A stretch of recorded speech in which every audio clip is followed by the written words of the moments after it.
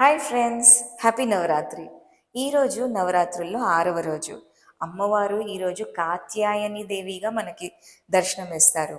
అయితే అమ్మవారి రూపం, నేర్పించే లైఫ్ స్కిల్స్, ఆహార నియమాలు, ప్రసాదాలు, అలాగే మనం చేసే చక్ర మెడిటేషన్ కానీ అసలు పండుగ ఎందుకు జరుపుకోవాలి, అసలు దాని వెనుక ఉన్న రీజన్ ఏంటి, ఈ అన్ని వివరాలు నేను మీకు ఈరోజు ఈ వీడియోలో చెప్తాను. అమ్మవారు ఈరోజు డార్క్ ఆరెంజ్ వస్త్రాలు వేసుకొని సింహం పైన కూర్చొని ఒక చేతిలో ఖడ్గం, ఒక చేతిలో కమలం, అభయ ముద్రతో మనకు దర్శనం ఇస్తారు.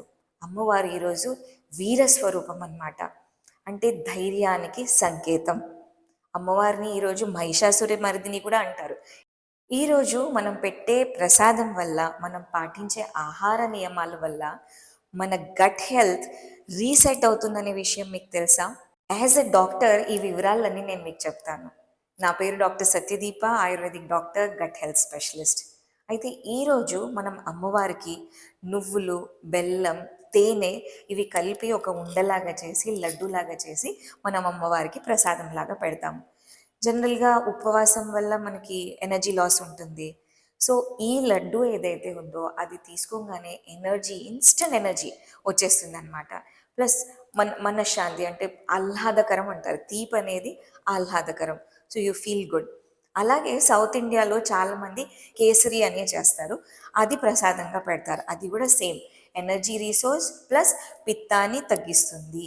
ఎవరైతే ఉపవాసాలు చేయలేరు అలాంటి వాళ్ళ కోసం లైట్ డయట్ తీసుకోవడం. నేను ఇంతకుముందు కూడా చెప్పినట్టు అవి తీగ కూరలు అవ్వచ్చు, సామలు కానీ, మన ఈవెన్ రైస్ కూడా తీసుకున్న పాత బియ్యం గంజి వార్చి తీసుకోవడం, చాలా లైట్ డయట్ తీసుకోవడము, వీలైనంత వరకు తక్కువ తినడం, ఇది మనం పాటించాలి. ఇది ఆహార నియమాలు అన్నమాట. తరువాత మనం చేయాల్సింది ఏంటంటే లైఫ్ స్టైల్ ఎలా ఉండాలి. బేసికలీ బ్రహ్మముహూర్త లేవాల్సిందే, లేదు కుదరట్లేదు అంటే ఎర్లీ మార్నింగ్ లేచిన తర్వాత యోగాసనాలు చేయడం. యోగాసనాల్లో కూడా మనం వీరభద్రాసనం చేయడం చాలా ఇంపార్టెంట్, ఎందుకంటే అది మనలో కరేజ్ని పెంచుతుంది. అలాగే కపాలభాతి, భస్త్రిక, ఇది కూడా మనకు ఒక కరేజ్, ఒక యాక్టివేషన్ ఇస్తుంది అనమాట.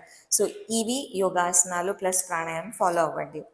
ఈరోజు మనం ఆజ్ఞాచక్రం పైన ఫోకస్ చేస్తూ మెడిటేషన్ చేయాలి. ఆజ్ఞాచక్రం ఇదొక 7 చక్రాస్లో ఒక చక్రం అనమాట. దాని లొకేషన్ ఏంటంటే భ్రూమధ్యం, అంటే 2 ఐబ్రోస్ మధ్యలో ఉన్న స్పాట్లో ఆజ్ఞాచక్రం ఉంటుంది. సో ఈ పాయింట్ పైన ఫోకస్ చేస్తూ ఓం అనే వర్డ్తో 108 టైమ్స్ మెడిటేషన్ చేయండి. ఇది చేస్తే యువర్ ఇంటెలిజెన్స్, బుద్ధి, కరేజ్ ఇవన్నీ పెరుగుతాయి. సో దీన్ని మనం యాక్టివేట్ చేయడం వల్ల చాలా విషయాలు అమ్మవారు మనకి ఇచ్చే సందేశం ఏంటో తెలుసా? మనం ప్రతి పని ధైర్యంతో, భయం లేకుండా, క్లారిటీతో, కరేజ్తో ప్రతి యాక్షన్ని ముందుకు తీసుకెళ్ళాలి. సో ఈరోజు మనం ఒక సంకల్పం తీసుకుందాము. నాలో ఉన్న వీరుణ్ణి నేను యాక్టివ్ చేస్తాను. జీవితంలో భయం ఉన్నా కూడా ధైర్యంతో, క్లారిటీతో ముందుకు వెళ్తాను. జీవితంలో వచ్చే ప్రతి సవాల్ని నేను ఒక అవకాశంగా తీసుకుంటాను. బాగుంది కదా? ఇది కంటిన్యూస్గా మీరు డే మొత్తంని దీన్ని ప్రాక్టీస్ చేయండి. సో రేపు మనం కాలరాత్రి అమ్మవారి గురించి తెలుసుకుందాము. సో ఇలాంటి వీడియోస్ కోసం ఖచ్చితంగా ఈ ఛానల్ని సబ్స్క్రైబ్ చేయండి, ఫాలో చేయండి.